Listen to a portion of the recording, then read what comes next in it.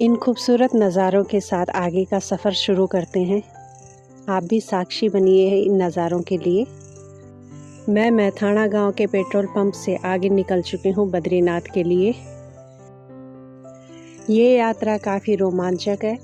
जैसे जैसे मैं आगे बढ़ रही हूँ, खूबसूरत गांव, मार्केट, खेत, पहाड़, हरियाली, ठंडक बहुत खूबसूरत लग रहा है। अल्टीमेट।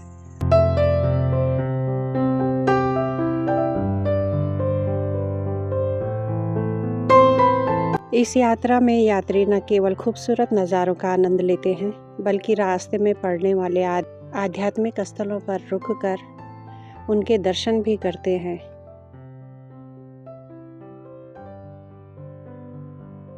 ओवरऑल सड़क अच्छी है, लेकिन कुछ जगह पे बहुत ख़राब इसलिए है क्योंकि एक तो चौड़ीकरण की वजह से जो पहाड़ दरके हैं उनका मलबा रोड पे पड़ा हुआ है, और कई जगह पे नैरो है। थोड़ा सा बैलेंस बिगड़ा नीचे, क्योंकि सीधा नदी है, खड़ी खाई है और नदी है। तो एक ड्राइवर के हाथ में सबकी ज़िंदगी होती है, चाहे वो किसी से भी सफ़र कर रहे हों। इसलिए बहुत केयरफुली इन रास्तों पे चलना चाहिए। और कई जगह तो रोड इतनी चौड़ी है, इतनी खूबसूरत है कि पता ही नहीं लग रहा कि हम सड़क पे चल रहे हैं।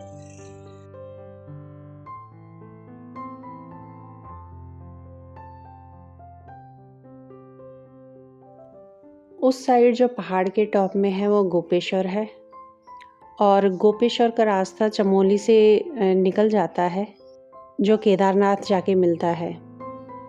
केदारनाथ के लिए एक रास्ता रुद्रप्रयाग से ऊखीमठ के रास्ते चोपटा होते हुए निकलता है, और दूसरा रास्ता रुद्रप्रयाग के ही गुप्तकाशी से होते हुए निकलता है।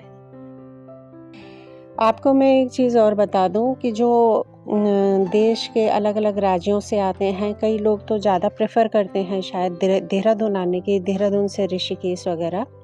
लेकिन एक रूट और भी है कि आप कोटद्वार भी आए, ट्रेन भी आती है, बस भी आती है। कोटद्वार आए, कोटद्वार से पौड़ी, पौड़ी से श्रीनगर, ये भी शॉर्टेस्ट रूट है। बस इस रूट पे ये है कि मोड़ ज़्यादा हैं, उतार चढ़ाव बहुत ज़्यादा हैं, और देहरादून ऋषिकेश वाला सीधा सीधा है। काफ़ी चीज़ें हैं देखने के लिए।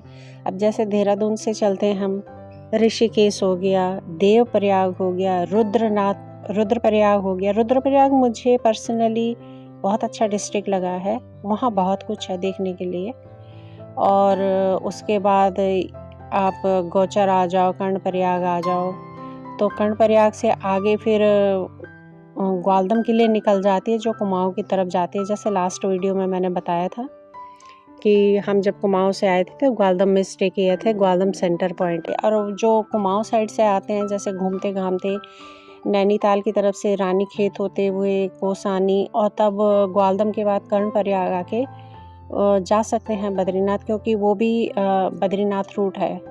तो रूट काफ़ी, अभी सड़कों का जाल फैल गया है उत्तराखंड के अंदर, गांव-गांव में सड़कें आ गई हैं। पीपल कोटी, अक्सर लोग जो बद्रीनाथ की यात्रा करते हैं उनकी कोशिश होती है कि पीपल कोटी वो स्टे करें, क्योंकि यहाँ से फिर अर्ली मॉर्निंग निकल के वो टाइमली वहाँ पहुँच जाते हैं बद्रीनाथ में। और यहाँ से बद्रीनाथ की जो यात्रा है, मेरे ख्याल से 72 से 75 किलोमीटर के बीच में है। तो उम्मीद करते हैं कि हम वहाँ जल्दी पहुँच जाएं, और देखते हैं कि सिचुएशन कैसी होती है, वहाँ रुकने का होता है या वापसी का होता है, वो भी देखेंगे। मैं कोशिश करूँगी कि वापसी में पीपल कोटी रुकूँ, और तब मैं वहाँ की वीडियो बनाऊँ, वहाँ का व्यू दिखाऊँ कैसा है। इतना ज़्यादा तो हम घूम नहीं पाते हैं, खासकर जब हम कार में बैठे होते हैं, टैक्सी में बैठे होते हैं। तो कई लोग, हम तो फिर भी रुक जाते हैं, कई लोग तो सीधा चलते जाते हैं, रुकते भी नहीं है। चाय पानी के लिए रुकेंगे, अदरवाइज नहीं रुकते। वैसे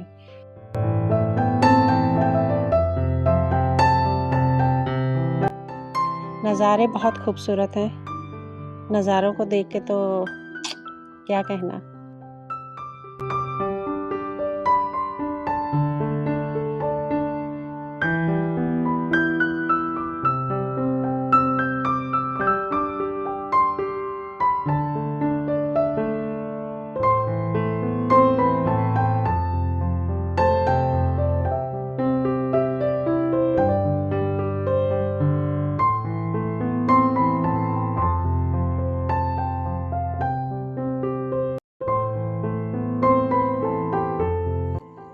मैं जब पहाड़ के उस तरफ दूसरी साइड दूर दूर गांव बसे हुए देख रही थी, तो मैं ये सोच रही थी कि यार ये लोग पहले कैसे आते जाते थे, क्योंकि रोड्स बाद में गई हुई हैं और इनको कितनी मुश्किल हुई होगी। मतलब मेरे दिमाग में वो पुराना टाइम याद आ रहा था जब सड़कें इतनी नहीं हुआ करती थी गांव में जाने के लिए। जैसे कोई इस सड़क पे उतर गया तो वो पैदल जाया करता था और आया करता था मार्केट तक आने जाने के लिए।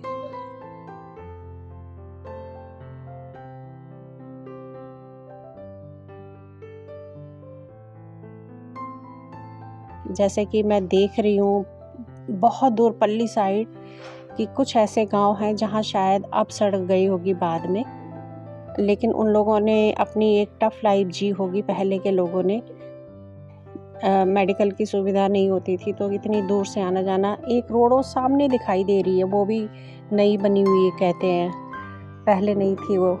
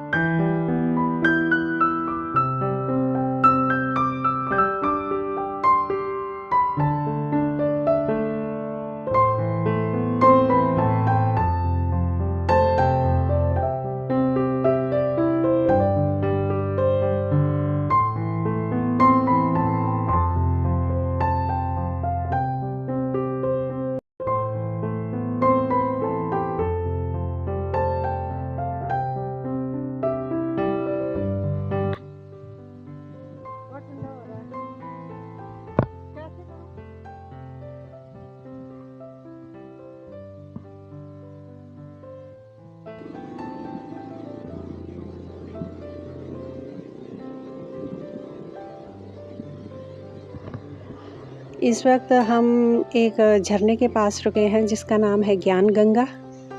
ये झरना ऐसा नहीं लग रहा कि कोई एक नारी है, नारी के साइड से आंचल नीचे लटक रहा है, बिल्कुल वही शेप है।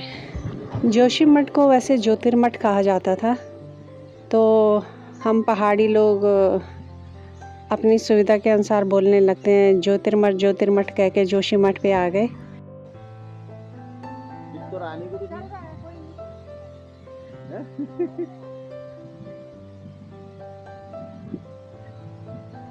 हम यहाँ पे रुके तो हमने सोचा थोड़ी सी मस्ती हम भी कर लेते हैं। अच्छा लग रहा था ये फॉल गिरता हुआ, लेकिन काफ़ी ठंडा है यहाँ पे, बहुत ठंड लग रही है।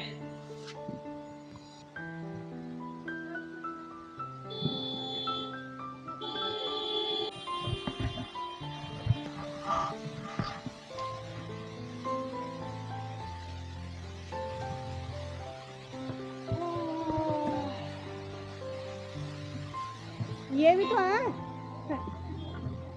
हाँ, तुमने गलत जगह पे कर दिया। जा जा जा।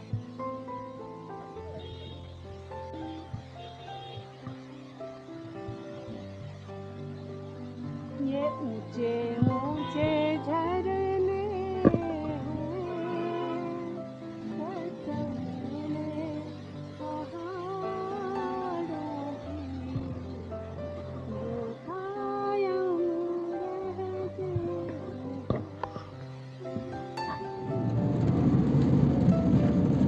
है कितने अच्छे पत्थर है ये, सुंदर लग रहे हैं ना।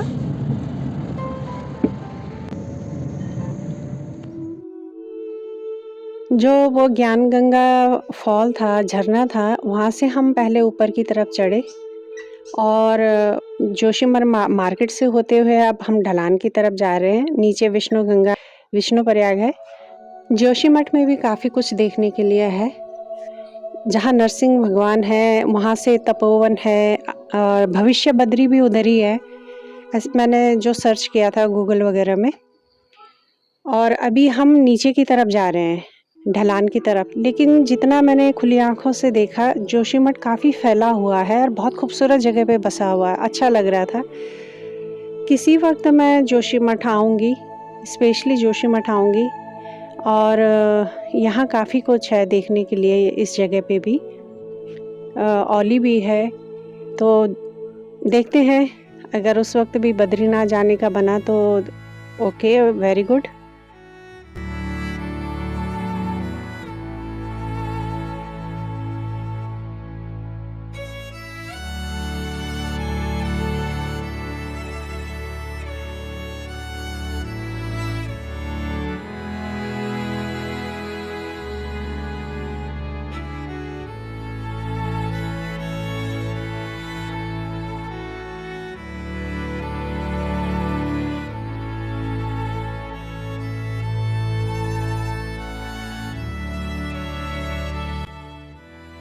यहाँ पर विष्णु प्रयाग है, जो धौली गंगा आके अलकनंदा नदी से मिलती है, उनका संगम है, तो उस जगह को विष्णु प्रयाग कहते हैं।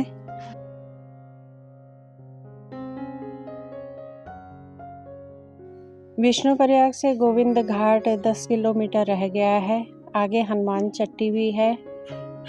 पता नहीं वहाँ जाएंगे कि नहीं जाएंगे, क्योंकि जो मेरा मेन फोकस है वो बद्रीनाथ जाने का है।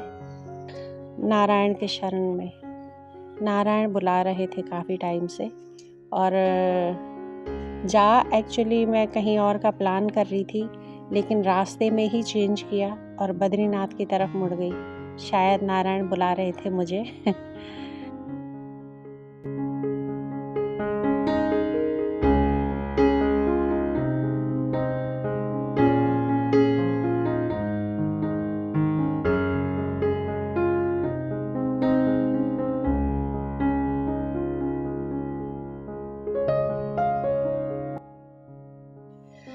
गोविंद घाट से ही एक रास्ता सीधे बद्रीनाथ जाता है, जबकि दूसरा रास्ता घांगरिया होते हुए फूलों की घाटी और हेमकुंड साहिब की ओर जाता है।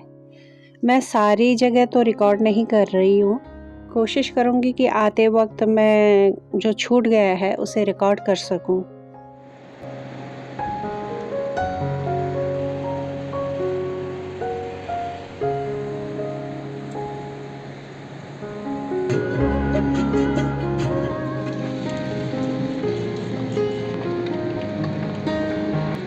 बद्रीनाथ आने वालों के लिए कितने सारे चैलेंजेस भी हैं।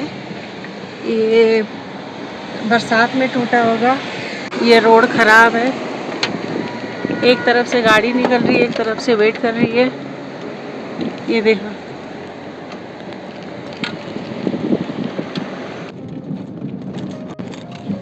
शायद यहाँ बारिश हुई है, बर्फ़ गिरी है।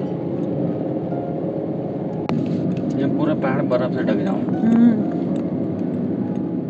अगर सड़क चौड़ीकरण के फ़ायदे हैं तो उसके नुकसान ये हैं कि जो सालों से जमे जमाए पहाड़ थे, वो उनको ब्लास्ट करके या उनको तोड़ फोड़ करके काफ़ी चीज़ें ऐसी हैं कि वो बाद में और टूट रही हैं। ये जगह मैंने थोड़ा सा ये देखा है कि जैसे हम वीडियोस में देखें, लद्दाख साइड के पहाड़ है इसकी संभावना है कि दरकने की, खिसकने की, क्योंकि यहाँ के जो पत्थर होंगे ना, शायद बहुत मुलायम पथरीले पत्थर बोलते हैं जिसे हम, उस तरीके के होंगे। लो जी, बर्फीले पहाड़ों के दर्शन हो गए हैं। मेरा अनुभव पूरी यात्रा के दौरान ऐसा रहा कि ऊंचे ऊंचे पहाड़, गहरी घाटियाँ, अलकनंदा नदी के विहंगम दृश्यों ने मंत्रमुग्ध कर दिया। हर मोड़ पर एक नया और अद्भुत नज़ारा देखने को मिला। मौसम पहाड़ी इलाका होने के कारण मौसम अभी अच्छा है, लेकिन जैसे जैसे टाइम गुजरेगा, विंटर पड़ेगी तो बर्फीला हो जाएगा। मेरे ख्याल से बहुत बर्फ़ पड़ जाएगी। मैंने कुछ हल्के गर्म कपड़े साथ रखे थे, जो अब मुझे लग रहा है कि मेरा डिसीजन सही था, क्योंकि मैं ज़्यादा कपड़े लेके नहीं आई गर्म। जैसे जैसे हम बद्रीनाथ धाम के करीब पहुंच रहे हैं, एक अजीब सी शांति और आध्यात्मिक ऊर्जा का एहसास हो रहा है। जय बद्री विशाल। अभी मुझे जैसे ड्राइवर ने बोला है कि इस समय कपाट बंद होंगे, शायद 2 बजे से 3:30 बजे तक कपाट बंद होते हैं। तो मुझे माना गांव जाने के लिए बोला है कि तब तक मैं माना गांव विज़िट करके आ जाऊं, और मैं भी यही सोच रही हूँ कि जो टाइम बीच का है वहाँ जाके तब तक मैं वहाँ घूम के आ जाऊँ।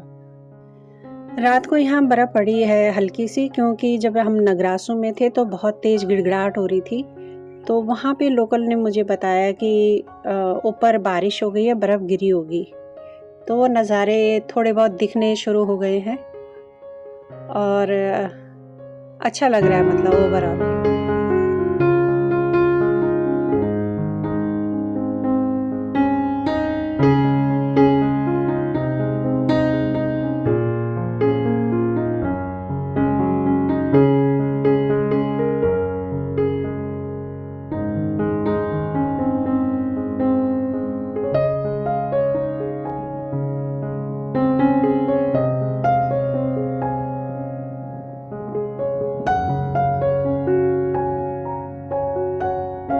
आप सबका बहुत-बहुत धन्यवाद मेरे साथ जुड़ने के लिए, देखने के लिए, सब्सक्राइब करने के लिए। इस वक्त मैंने बोला भी है, होप कि आपको पसंद आए। कोशिश कर रही हूँ बोलने की। ठीक है।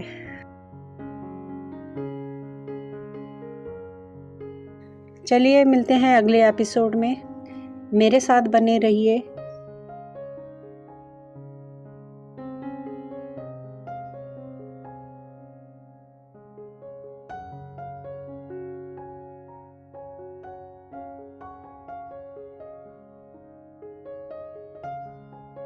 दिख गया माणा गांव का गेट। यहाँ से माणा गांव के लिए, भारत का पहला गांव।